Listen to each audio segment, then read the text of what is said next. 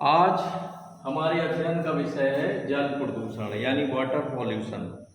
जल प्रदूषण की डेफिनेशंस जो हमने अभी नोट की हैं WHO की और एक विद्वान की भी डेफिनेशन नोट की है, जिसका भावार्थ ये है कि जो हमारा जल है उसमें जो विविध तत्व हैं उनका एक निश्चित अनुपात में मिश्रण है।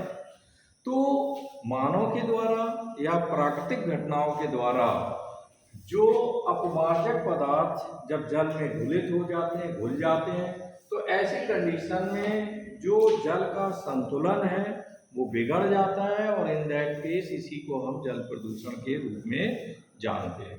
अब आप देखें कि जल प्रदूषण इसमें जो विविध पदार्थों का जो मिश्रण है, कैल्शियम इसमें प्रति लीटर जो है मिलीग्राम में 75 होना चाहिए, मैग्नीशियम 30, सल्फेट 200, ये विविध जो तत्व हैं लोहा, जस्ता, मैग्नीज, अगर ये इस अनुपात में पाए जा रहे हैं तो इन दैट केस हम उसे जल प्रदूषण नहीं कहेंगे।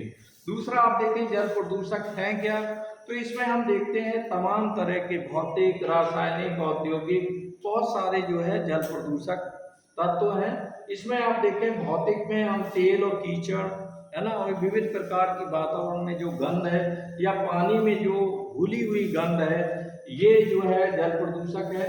रासायनिक में देयर आर सो मैनी जो तत्व हैं, बहुत सारे एलिमेंट्स हैं, क्लोराइड हुआ, सल्फाइड हुआ, कार्बोनेट हुआ, ये सारा सब कुछ औद्योगिक अपशिष्ट हैं जो भौतिक भी हैं और रासायनिक भी हैं। इसके अलावा आप देखें कृषि में जो हम फर्टिलाइजर्स वगैरह यूज कर रहे हैं और इसके अलावा कीटनाशक यूज कर रहे हैं, ये पानी में घुलकर और बरसात के मौसम में वो सब जो है गंदे नालों के थ्रू और बाद में नदियों और नदियों से समुद्र में जाकर पहुंच जाते हैं। तो इससे आप देखें कि कृषिजन्य जो पदार्थ हैं ये बहुत हानिकारक हैं और इन दैट केस जो है इनसे भी जल प्रदूषण में मदद मिलती है। आप देखें नगरों में जो बहुत सारा धुआं है ये बाद में बैठकर जमीन में आता है और जल के स्रोतों में घुल मिल जाता है। तो इस तरह आप देखें नगरीय पदार्थ और ये जो गंदा जल जो आप देखें टॉयलेट एक्सेट्रा वो गंदे नालों में पहुंच रही है। और इसके अलावा जो हम अपने कपड़े वगैरह साफ करते हैं, इवन बॉडी पर सोप लगाते हैं, तो उसकी जो अत्यधिक मात्रा जो पानी में घुल रही है और फिर वो नदियों में गंदा नाला उतर रहा है, तो उसकी वजह से आप देखें कि ये जो नगरीय जो आपका प्रदूषक है ये एक बहुत बड़ा कारण है जल प्रदूषण का। प्राकृतिक में ज्वालामुखी से उद्गार होता है और विविध तरह के तत्व जो कि हानिकारक हैं और लाभदायक हैं, दोनों तरह के तत्व जो है विकसित होकर के और जल में इनका मिश्रण होता है और आफ्टर ऑल ये नुकसान करते हैं। विगलित पदार्थ जो कि एक तरह से मिक्सिंग है और गंदे हैं बहुत ज़्यादा, तो ऐसे इसमें कीचड़ वगैरह आता है, तो आप देखें ये पदार्थ भी बहुत ज़्यादा जल प्रदूषण को बढ़ावा दे रहे हैं। अब प्रश्न ये आता है कि आखिर स्रोत क्या है, किस तरह से जल प्रदूषण हो रहा है। तो आप देखें जो वाहित जल है, मैंने बताया नगरों में या गाँव में हम आप अधिक से अधिक जो है प्राकृतिक पदार्थों को यूज नहीं कर रहे हैं, ज़्यादातर केमिकल्स को यूज कर रहे हैं और वो हानिकारक केमिकल्स है, लोगों की टॉयलेट है, ये सारा सब कुछ जो है गंदे नालों के थ्रू नदियों में हमारे पहुंच रहा है।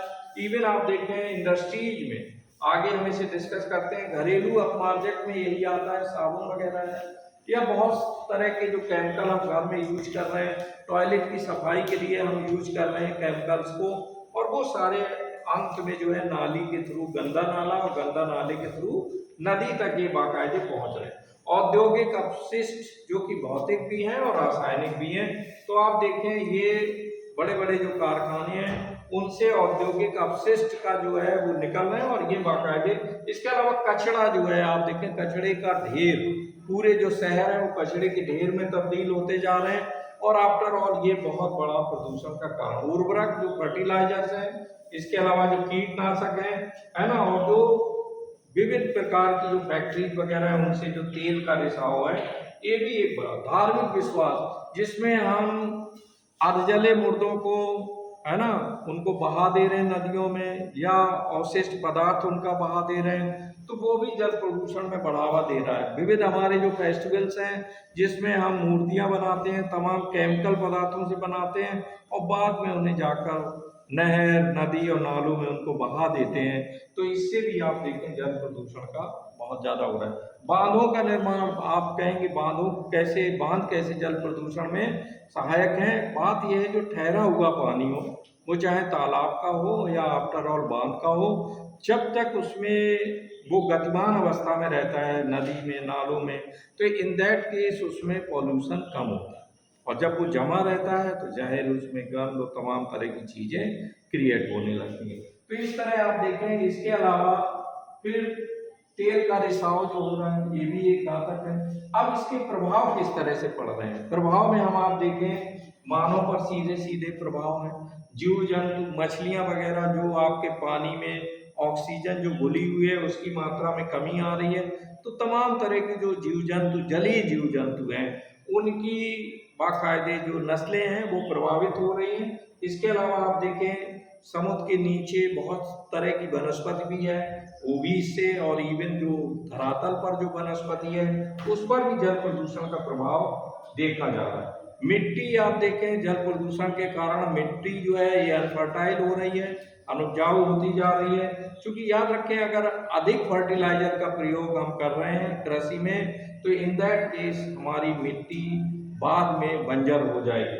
नेक्स्ट आप देखें, पेयजल के जो विविध स्रोत हैं वो भी आप देखें जल प्रदूषण के कारण प्रभावित हो रहे हैं। और ओवरऑल हमारा जो एनवायरनमेंट है, चूंकि जल प्रदूषण एक बड़ा कारक है कि जिसके जरिए हमारा जो पर्यावरण है वो पूर्णतया अशुद्ध होता जा रहा है।